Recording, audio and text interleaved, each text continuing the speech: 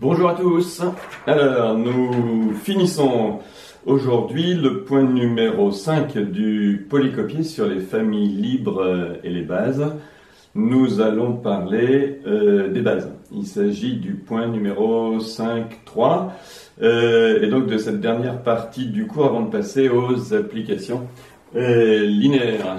Alors, allons-y. Comme vous voyez, ce sera sans doute le dernier cours de mon stylo bleu qui a bien diminué.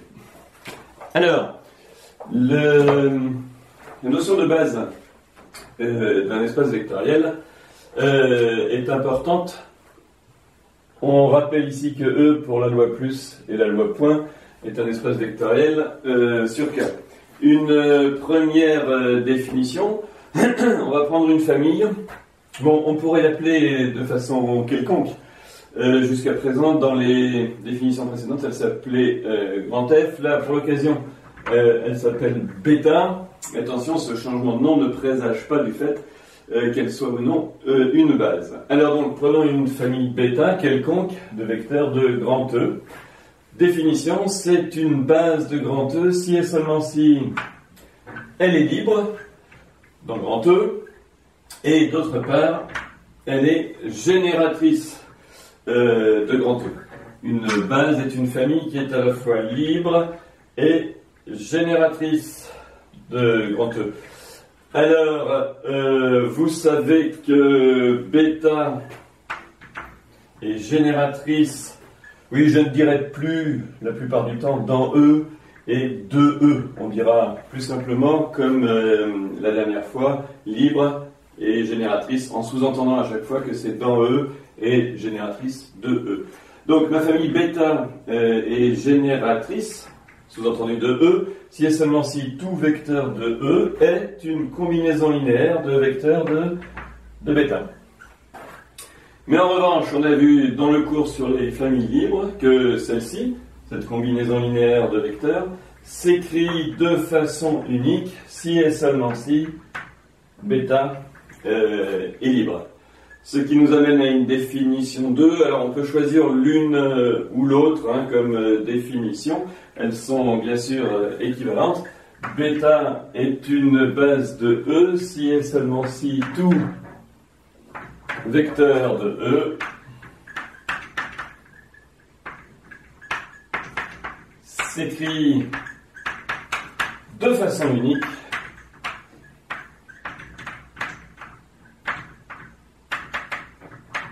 comme une combinaison linéaire. J'écris CL, mais c'est combinaison linéaire de vecteurs de bêta. Tout vecteur de E s'écrit de façon unique comme une combinaison linéaire de vecteurs de bêta. Voilà pour nos deux définitions. Alors, soit donc bêta une base de grand E et qui un vecteur de grand E quelconque. On a vu que qui, bêta étant supposé une base, s'écrit de façon unique comme une combinaison linéaire de vecteurs de grand bêta. On peut donc dire les coefficients de la combinaison linéaire de vecteurs de bêta qui est égal à qui sont, alors, ils portent un nom, ils sont uniques, d'où l'utilisation de les et de la, ils sont uniques et ils s'appellent les coefficients de qui sur la base bêta. Ça définit la notion de coefficient sur une base. Alors, je vous rappelle qu'une combinaison linéaire, c'est une somme de la forme somme des lambda k ek, où E sont des vecteurs de B, mais une somme finie. Donc, les coefficients d'un vecteur sur une base sont forcément en nombre fini. Alors, à propos de nombres liés finis, prenons justement le cas d'une base finie. Attention, il existe des bases qui sont infinies. On verra ça dans les exemples, mais par exemple, la suite des grands X exposant K quand K appartient à grand N est une base de l'ensemble des polynômes. Pourquoi? Parce que tout polynôme est une combinaison linéaire des X exposant K et s'écrit de façon unique comme une combinaison des X exposant K. C'est justement ce qu'on appelle les coefficients du polynôme. Prenons comme le cas d'une base finie. Je veux ici parler du fait que pour qu'une telle base finie de E existe, il faut bien sûr qu'il existe une famille finie génératrice de grand E, puisqu'une telle base le sera. Alors pour l'instant, ça c'est une condition nécessaire. Il faut qu'il existe une famille finie génératrice de E, sinon E n'aura jamais de base finie. Mais on verra plus tard que, en fait, c'est une condition suffisante et que dès qu'un espace vectoriel possède une famille finie génératrice, il possède une base. On verra qu'on pourra l'extraire de cette famille génératrice. Donc, je vous donne tout de suite des caractérisations et des propriétés d'une base finie d'un espace vectoriel. Soit donc bêta égale E1, E2 jusqu'à En, un n-uplet de vecteurs de grand E. Alors, on a dit, comme pour toute base, mais celle-ci est finie, bêta est une base de E, si et seulement si deux points sont réalisés. Bêta est génératrice de E. Alors, je vous rappelle ce que ça veut dire. Hein.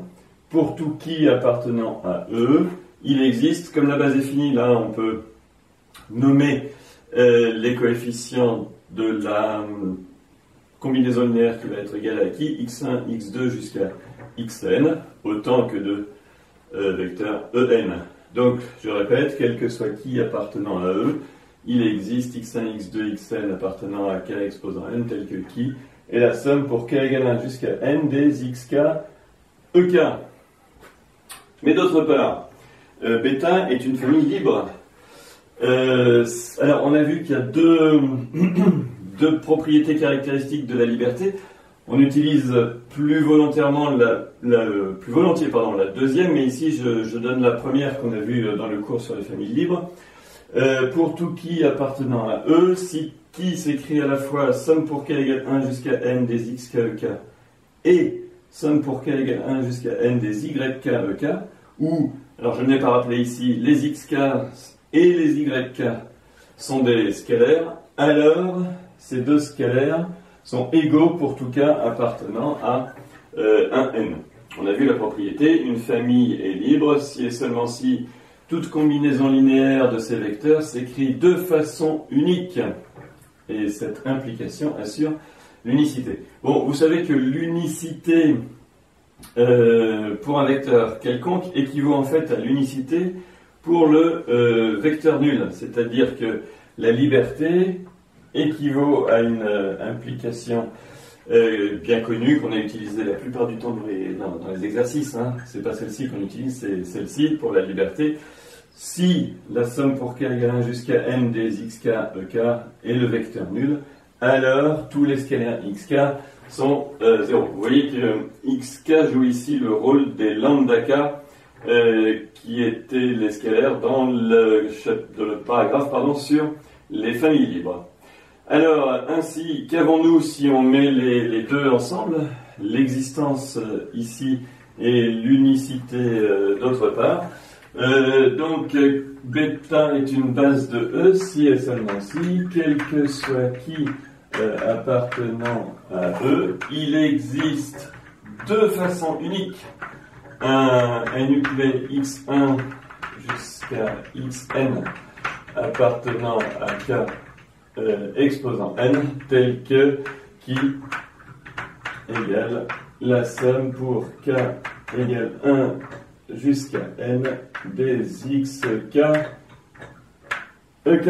Donc voilà l'expression de la condition nécessaire et suffisante pour que bêta soit une base finie de grand E. Alors dans ce cas, on dit que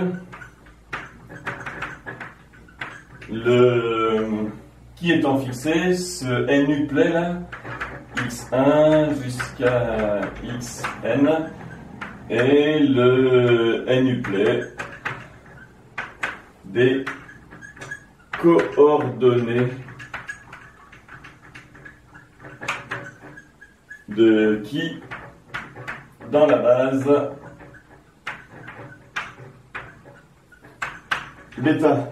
Alors, le n-uplet des coordonnées, on dira aussi que x1, x2, xn sont plutôt x1, x2, xn sont les coordonnées de qui dans la base bêta. Alors, on va donner maintenant quelques exemples de bases, soit finies, comme c'est le cas sur ce tableau, soit infinies dans d'autres cas. Commençons par des exemples qui concernent les polynômes. Alors, dans le cas de x, je vous rappelle que ça désigne l'ensemble des polynômes à coefficient dans K. Je vous propose, alors ce qu'on appelle la base canonique de cet ensemble, la base bêta des x exposant K, quand K appartient à grand N. Je rappelle que grand X, c'est ce qu'on appelait l'indéterminé de notre anneau de polynôme. Une remarque, ici, bêta est une famille infinie. Hein, x, x carré, mais ça ne s'arrête jamais. Alors, c'est une base de K de x. En effet, soit P appartenant à K de x, on peut prendre un grand N supérieur ou égal à son degré. Et on sait dans ces cas-là qu'il existe deux façons uniques, A0, A1 jusqu'à A grand N appartenant à... Alors là, petite subtilité, si je termine à grand N et que je commence à 0, il y a N plus 1 scalaire ici. Donc il existe deux façons uniques, N plus 1 scalaire, noté AK, tel que P égale la somme pour K égale 0 jusqu'à N des AK X exposant K. Alors, vous me direz, on n'a pas utilisé tous les éléments de la base et l'unicité pose problème. Mais on sait après que pour continuer, les uniques A possibles sont des zéros. Donc, vous voyez que tout polynôme s'écrit de façon unique comme une combinaison linéaire de la base bêta, et que d'ailleurs cette combinaison linéaire est donnée par un nombre fini de monômes. Une remarque, certains des A peuvent être nuls, y compris le AN, mais en tout cas, il y a existence et unicité de scalaire comme voulu pour la définition de la base. Alors ici, qui sont les coordonnées de P dans notre base? C'est A0, A1, AN, A, etc. Je vous demande donc de retenir que la famille des x exposant K est une base de K de x. Dans K exposant, alors prenons maintenant un petit n appartenant à grand N et limitons-nous en degrés. On se place dans K exposant n. Je vous rappelle, K exposant n, c'est l'ensemble des polynômes dont le degré est plus petit ou égal à n. Il contient le polynôme nul, c'est un sous-espace vectoriel de K de x. Alors, donnons-en une base. Bon, là aussi, je vous donne la plus simple, c'est ce qu'on appelle la base canonique. La famille bêta des x exposant K, mais cette fois pour 0 variant pour K, variant entre 0 et n, est une base de K de x. Alors là, je le dis directement, il existe, quel que soit P appartenant à Kn de x, il existe deux façons uniques des AK tels que P égale somme pour K égale 0 jusqu'à N des AK XK. ce qui assure l'existence et l'unicité d'une décomposition d'un polynôme quelconque de Kn de x comme une combinaison linéaire des éléments de bêta. Une remarque, là aussi, bêta avec la numérotation choisie commence à 1, puis x2, puis x exposant n plus 1, x exposant n, attention, j'ai justement fait la petite bêtise, c'est une famille comportant n plus 1 éléments. Pour avoir une base de k exposant n ici, il nous a fallu une famille qui comporte n plus 1 éléments. On dira, comme en informatique, de longueur n plus 1. Alors, retenons que la famille bêta, qui est celle des x exposant k, pour k variant entre 0 et n, eh bien n, est une base de kn de x. Alors, ce n'est pas la seule. C'est ça qu'il faut comprendre, c'est que, vous allez voir, dans un espace vectoriel, il peut y avoir plusieurs bases. Ce qui est intéressant, bien sûr, c'est que tout vecteur de l'espace vectoriel va s'écrire de façon unique, mais sur chacune des bases, mais les coefficients sur une base ne seront pas, les coordonnées sur une base ne seront pas forcément les coordonnées sur une autre. On voit ça tout de suite, justement, dans Kn de x.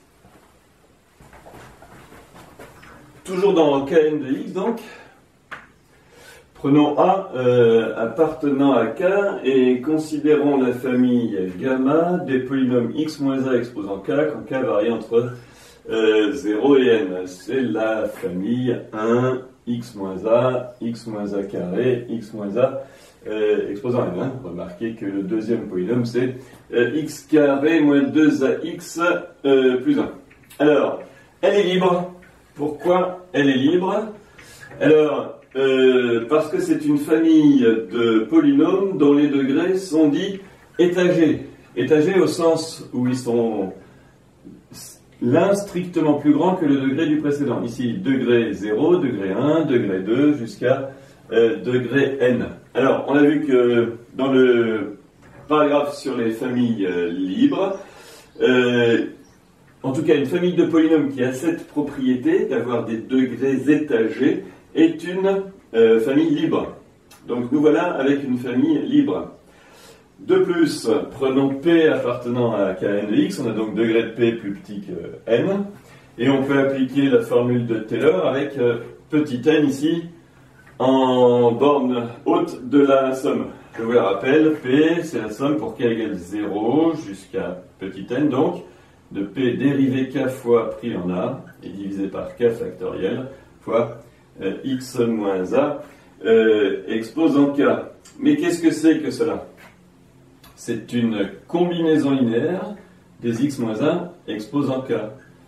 Les scalaires utilisés, les vecteurs utilisés sont ceux de gamma, et les scalaires utilisés sont les p dérivé k fois en A sur k factoriel. Je vous rappelle que ça, c'est un scalaire, hein, c'est dans k. Autrement dit, gamma est génératrice de k de x. C'est donc une base de k de x. Et ici, alors vous voyez, on avait deux bases de Kn de x. Tout à l'heure, la base canonique 1, x, x2 jusqu'à x exposant n. Et ici, une autre base de k indice n de x, la famille qui est là. Alors, les coefficients d'un même polynôme ne seront pas les mêmes sur l'une ou l'autre. Sur la première base, les coefficients sont les coefficients du polynôme directement, c'est pour ça d'ailleurs qu'on l'appelle la base canonique.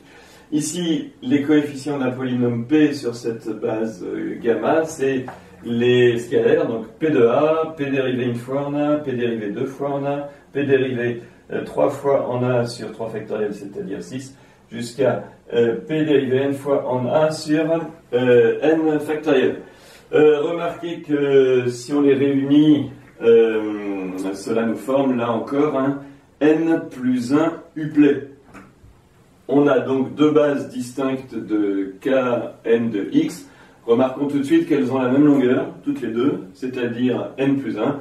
On verra que ce n'est pas du tout un hasard quand on aura fait le cours sur les espaces vectoriels de dimension finie. On verra que toutes les bases de Kn de x sont de longueur n plus 1.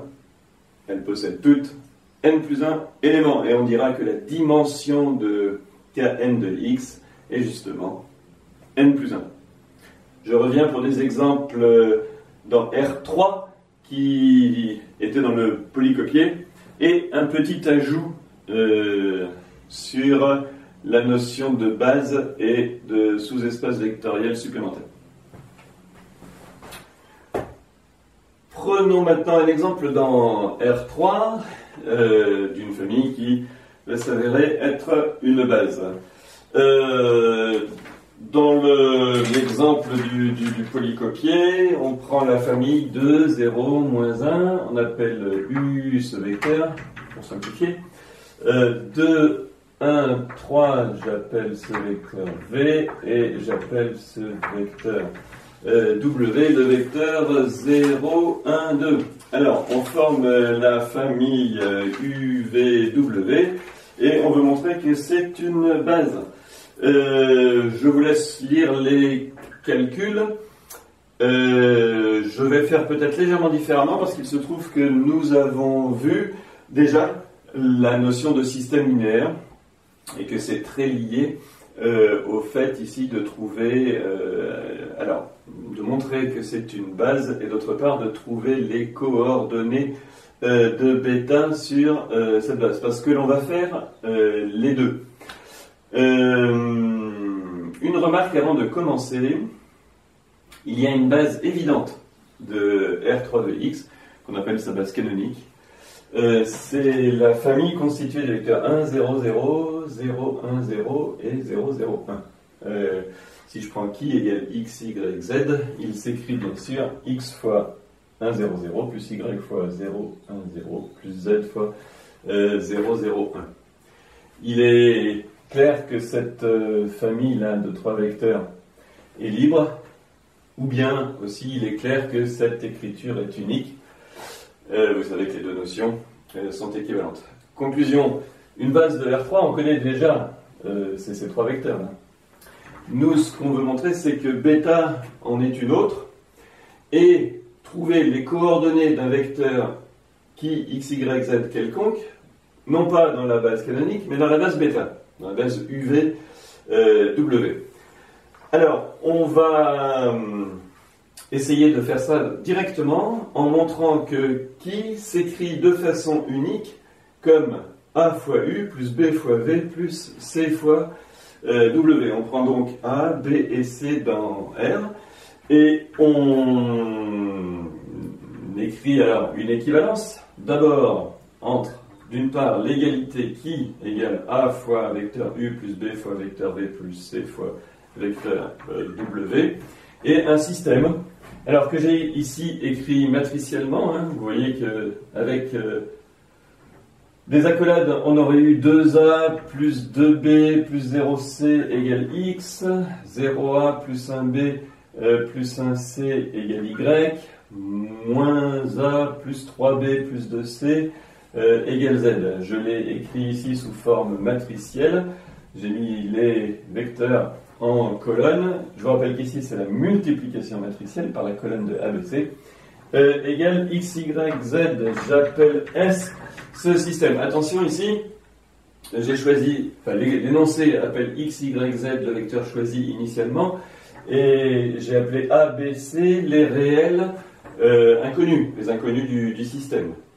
Alors, vous savez que résoudre ce système peut se faire en transformant la matrice augmentée de 2, alors 2, 0, moins 1, 2, moins 1, 3, 0, 1, 2, et en mettant ici, attention, le second membre du système, donc pas ABC. Le second membre du système, c'est X, Y, Z. ABC, c'est les inconnus du système. Alors, travaillant justement sur cette matrice augmentée, je vous laisse, je vais vous dire oralement les combinaisons linéaires de lignes que j'ai fait. Ici, regardez, j'ai pris la ligne 3, je l'ai remontée tout en haut, précédé d'un signe moins. Autrement dit, ici il y a 1, moins 3, moins 2 et moins z. J'ai gardé la ligne 0, 1, 1 et j'ai donc la ligne 2, 2, 0, x. Pourquoi j'ai fait ça? Pour avoir un 1 ici, dont je vais me servir comme pivot pour éliminer ce 2. Il s'agit donc maintenant de faire L3 moins 2L1. Alors, L2 est invariant, on obtient ici 0, 2 moins 2 fois moins 3, c'est-à-dire plus 6, ça fait 8, et 2 moins 2 fois moins 2, ça fait 4. Attention, ne pas oublier de le faire avec le second membre. Ici, il y a x plus 2z. J'ai utilisé cette fois le 1 qui est là comme pivot pour éliminer le 8. Autrement dit, l'équivalence par ligne ici est donnée par L3 moins 8L2. Alors, il y a bien sûr 0, 0. 4 moins 8, ça fait moins 4. Il vient x plus de z moins 8y, puisqu'il faut faire ici moins 8 fois le second nombre. Alors, ceci est immédiatement traductible en termes de système S. S, du coup, équivaut à... Alors, je vous rappelle, maintenant, il faut remettre les coordonnées. Autrement dit, et regardez la dernière... ici, la dernière ligne. Donc, moins 4c égale x moins 8y plus 2z. Ce que j'ai écrit plus rapidement, c égale 1 quart de moins x plus 8y moins 2z. Je répète qu'une étape intermédiaire aurait été une ligne où ici, moins 4c vaut x moins 8y plus 2z. La deuxième ligne s'écrit b plus c égale y. J'ai écrit directement b égale y moins c. La première ligne s'écrit a moins 3b moins 2c égale moins z. J'ai écrit directement, attention, ici, j'ai écrit, mais j'ai écrit, hop, un x, donc a moins 3b moins 2c égale moins z, donc a égale moins z plus 3b plus 2c. Ce qui donne, alors vous voyez que le système est ensuite facilement résoluble par substitution, petit c, puis petit b, puis petit a, qui sont ici calculés. Alors, qu'avons-nous démontré? Nous avons démontré que pour tout qui appartenant à R3, il existe deux façons uniques, trois réels, petit a, petit b, petit c, appartenant à R, tels que qui, c'est AU plus BV plus C W. Je reviens pour conclure en termes de coordonnées. Alors, nous avons donc, en reprenant les notations ci-dessus, qui égale AU plus BV plus CW, si et seulement si, A, B et C sont ces trois réels. Ainsi, qu'avons-nous démontré?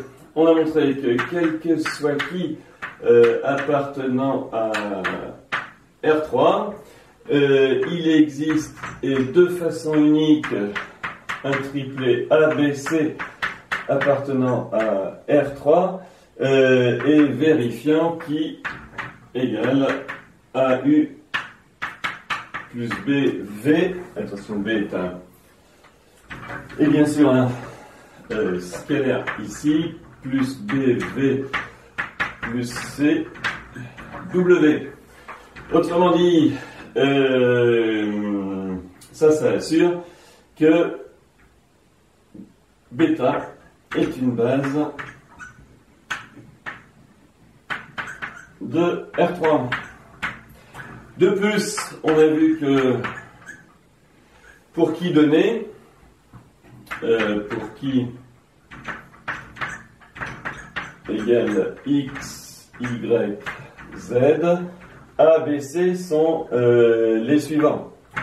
A égale, B égale, C égale. Ceux qui sont là, je vous les laisse écrire.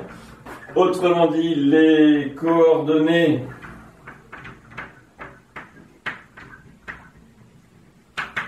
de qui dans la base bêta sont donc les réels qui sont ici, c'est-à-dire x plus 4y moins 2z, le tout sur 4, x moins 4y plus 2z sur 4, et finalement moins x plus 8y moins 2z, le tout sur 4. Alors, ceci nous donne les coordonnées voulues sur la base bêta. Alors, vous pouvez vérifier votre calcul. On ne sait pas s'en faire. Enfin, si vous voulez le faire, vous écrivez donc x, y, z égale, alors, x plus 4y moins 2z sur 4, facteur de mon vecteur ici, 2, 0, moins 1, plus, et enfin plus, alors, x moins 4y plus 2z sur 4, et alors, facteur du vecteur v qui est 2 moins 1, 2, 1, 3, pardon. Et enfin, moins x plus 8y moins 2z, le tout sur 4, facteur du vecteur w, à savoir 0, 1, 2. Alors, bon, ça c'est vraiment si vous voulez vérifier notre calcul. Voilà qui termine notre exemple dans R3 d'une base qu'on peut dire non canonique. Pour terminer ce cours sur les bases, donnons, comme annoncé, un petit complément qui concerne les sous-espaces vectoriels supplémentaires. Alors, soit grand F et grand G, deux sous-espaces vectoriels de E, tels que F admet une base que j'appelle bêta 1 et G admet une base que j'appelle bêta 2. Propriété, F et G sont supplémentaires dans grand E si et seulement si la famille gamma, obtenue en réunissant les vecteurs de B1 avec ceux de B2, attention ici, réunir ne veut pas dire faire l'union, on met les vecteurs de B1 suivis de ceux de B2, on fait plutôt la concaténation de bêta 1 et bêta 2. Donc je répète, F et G sont supplémentaires dans E si et seulement si la famille obtenue en réunissant les vecteurs de bêta 1 et bêta 2 forme une base de E. Alors, la preuve est assez simple à faire en se disant que F et G sont deux espaces supplémentaires de E si et seulement si tout vecteur de E s'écrit de façon unique comme un vecteur de F plus un vecteur de G.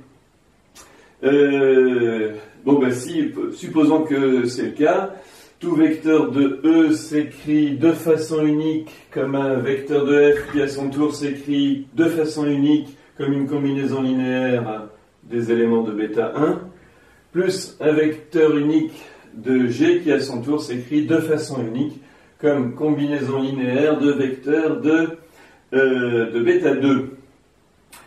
Alors, si F et G sont supplémentaires, notre propriété est vraie. Je vous laisse réfléchir à la réciproque. On va prendre, pour terminer vraiment cette fois, l'exemple de base finie pour mettre en œuvre cette propriété qui donne, encore une fois, je dis, une façon supplémentaire de... Voilà, supplémentaire, c'est peut-être mal choisi. Une autre façon de montrer que deux sous-espaces sont supplémentaires. Oui, deux ou plus. Cette propriété qui est là est généralisable à n sous-espaces vectoriels de grand E. Il faudra bien sûr introduire les bases de chacun d'entre eux, bêta 1, bêta 2 jusqu'à bêta n et la famille obtenue en réunissant toutes les bases bêta. Je reviens donc pour deux sous-espaces vectoriels et des bases finies. Considérons donc deux sous-espaces vectoriels de grand E, un cas espace vectoriel. Alors, une précision pour commencer. Si F est un sous-espace vectoriel de E, c'est lui-même un cas espace vectoriel. On peut donc parler de famille libre dans grand F ou de famille génératrice de grand F. De même, si G est un sous-espace vectoriel de E, il y a du sens à dire qu'une famille de vecteurs de G est génératrice de G ou libre dans G. C'est là où le fait de dire génératrice de F, G ou E est libre dans F, G ou E a toute son importance. Puisque, en fait, quand on prend deux sous-espaces vectoriels F et G de E, on dispose de trois cas espaces vectoriels. Le cas espace vectoriel F, le cas espace vectoriel G et le cas espace vectoriel E. Alors, on suppose donc ici que une famille que j'ai appelée bêta 1, formée des vecteurs U1 jusqu'à UP, est une base de grand F. Alors, cela signifie que bêta 1 est génératrice de grand F, c'est-à-dire F est l'espace vectoriel engendré par bêta 1. Et d'autre part que bêta 1 est libre dans F puisque formé de vecteurs de F. De même pour G, bêta 2 est la famille V1 jusqu'à VQ, qui est supposée être une base de G. Cela signifie que B2 est génératrice de grand G, c'est-à-dire que G est l'espace vectoriel engendré par bêta 2. Et d'autre part, bêta 2 est libre dans grand G puisque formé de vecteurs de G. Une remarque, la dernière, si une famille est libre dans grand F, c'est-à-dire qu'elle est libre et formée de vecteurs de grand F, elle est libre dans E, puisque formée de vecteurs de E. De même, si bêta 2 est libre dans grand G, elle est libre et formée de vecteurs de grand G, donc de grand E, elle est libre dans grand E. Alors, quelle est la propriété que j'ai énoncée tout à l'heure pour deux sous-espaces vectoriels ici, admettant chacun une base finie? Elle nous dit que E est la somme directe de E, F et G, c'est-à-dire que F et G sont supplémentaires. Je vous rappelle que cette notation signifie E est la somme directe de F et G, et que F et G sont supplémentaires si et seulement si leur somme vaut E et est directe.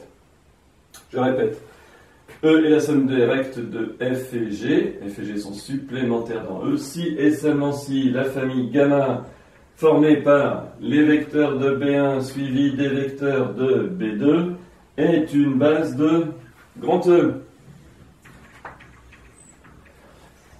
Alors, faisons peut-être la démonstration rapidement et à l'oral. Supposons que gamma soit une base, vous voyez, de grand E. Vous voyez que tout vecteur s'écrit de façon unique comme une combinaison linéaire des U1 jusqu'à UP et plus une combinaison linéaire des V1 jusqu'à VQ. Ça nous assure qu'il s'écrit de façon unique comme un vecteur de grand F plus un vecteur de grand G. Et donc E est bien la somme directe de F et G. Pour la réciproque, supposons que E est la somme directe de F et G. Alors tout vecteur de E s'écrit de façon unique comme un vecteur de F plus un vecteur de G. Le vecteur de F va s'écrire de façon unique sur la base bêta 1, c'est-à-dire comme combinaison linéaire des U1 jusqu'à UP. Le vecteur de G va s'écrire de façon unique sur la base B2, c'est-à-dire comme une combinaison linéaire des vecteurs V1 jusqu'à VQ, et finalement notre vecteur de départ, en ajoutant le vecteur de F et le vecteur de G, va s'écrire comme combinaison linéaire de façon unique des éléments de gamma. Vous pouvez aussi vous référer à l'exercice 12 du polycopier, qui vous dit que si une condition nécessaire et suffisante pour que cette famille soit libre, sachant que ces deux-là sont libres, ces deux-là sont libres parce que ce sont des bases. Et l'exercice dit qu'une condition nécessaire et suffisante pour que la famille gamma, ici obtenue en réunissant les vecteurs de β1 et β2, soit elle-même libre, et que l'espace vectoriel engendré par β1, c'est-à-dire F, et avait une intersection réduite à 0 avec l'espace vectoriel engendré par β2, c'est-à-dire G. Vous voyez qu'ici, ça peut servir lieu d'unicité, cette propriété. Bon, dans ce cas,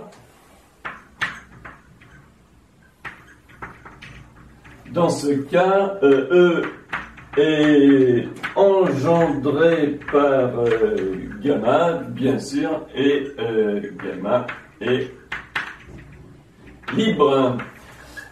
Alors, voilà qui termine notre cours sur les bases. Je rajouterai d'ici quelques jours un petit lemme concernant les familles libres, liées et bases, lemme qui nous sera utile au moment où on fera la théorie de la dimension. Mais pour l'instant, on va progresser dans le cours et la prochaine vidéo traitera des applications linéaires. C'est un paragraphe très important dans l'étude des espaces vectoriels. Vous pouvez le préparer. C'est le paragraphe numéro 6. Donc je vous propose pour la prochaine fois de lire simplement les points 6.1 à 6.5. Voilà, à bientôt.